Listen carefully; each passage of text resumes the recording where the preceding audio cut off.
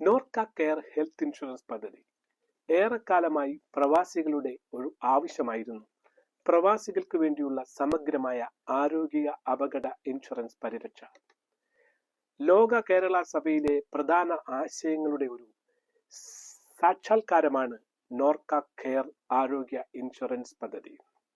ഈ പദ്ധതിയിലൂടെ കേരള സർക്കാർ പ്രവാസികളെ ചേർത്തു പിടിക്കുന്നു എന്നുള്ളതിന്റെ ഉത്തമമായ ഒരു തെളിവാണ്.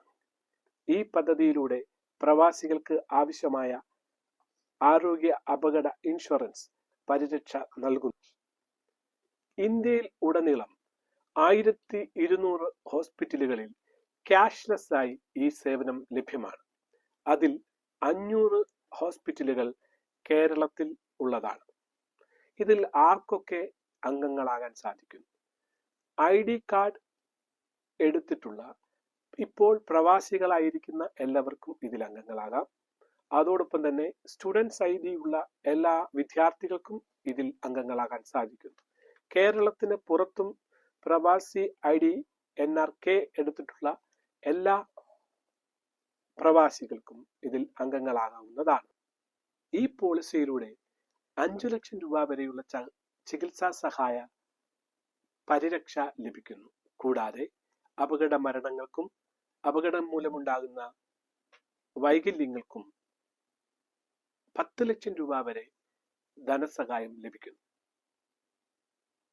ഈ പോളിസിയുടെ പ്രീമിയം തുക 13,411 രൂപയാണ്.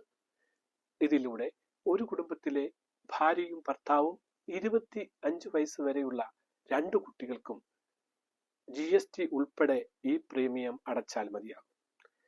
കൂടുതലായുള്ള കുട്ടികൾക്ക് ഓരോ കുട്ടികൾക്കും 4,130 രൂപ അടച്ചാൽ ഈ പോളിസിയിൽ കൂട്ടിച്ചേർക്കാവുന്നതാണ്. ഈ പോളിസിയുടെ കാലാവധി 1 വർഷമാണ്. 1 വർഷത്തിന് ശേഷം ഈ പോളിസി പുതുക്കി ഉപയോഗിക്കാവുന്നതുമാണ്. ഈ പോളിസിയിലൂടെ നിലവിൽ ഉള്ള രോഗങ്ങൾക്കും പരിരക്ഷ ലഭിക്കുന്നു എന്നുള്ളത് ഇതിന്റെ പ്രത്യേകതയാണ്. അതോടൊപ്പം തന്നെ അസുഖങ്ങൾക്ക് പരിധി നിശ്ചയിച്ചിട്ടുമില്ല എന്നുള്ളതും ആകർഷകമായ ഒന്നാണ്. നോർക്ക കെയർ ഹെൽത്ത് ഇൻഷുറൻസ് പദ്ധതിയുമായി കൂടുതൽ വിവരങ്ങൾ അറിയുവാൻ താല്പര്യമുള്ളവർക്ക് ഞങ്ങളുടെ പ്രവാസി സേവാ കേന്ദ്രവുമായി ബന്ധപ്പെടാം. താഴെ കാണുന്ന നമ്പറിൽ കോൺടാക്ട് ചെയ്താൽ ഞങ്ങളുടെ സ്റ്റാഫ്സ് നിങ്ങളെ കോൺടാക്ട് ചെയ്യുന്നതും കൂടുതൽ വിവരങ്ങൾ നിങ്ങൾക്ക് നൽകുന്നതുമാണ്. പ്രവാസികൾക്ക് വേണ്ടി കേരള സർക്കാർ നടപ്പിലാക്കുന്ന ഈ പദ്ധതിയിൽ അംഗങ്ങളായിക്കൊണ്ട് നിങ്ങളുടെ കുടുംബത്തിനും നിങ്ങൾക്കും നല്ല ഒരു ആരോഗ്യ പരിപാലനം ഉണ്ടാകട്ടെ എന്ന് ആശംസിക്കുന്നു. എല്ലാവർക്കും നല്ല ഒരു ദിനം ആശംസിച്ചുകൊണ്ട് നിർത്തട്ടെ. നന്ദി, നമസ്കാരം.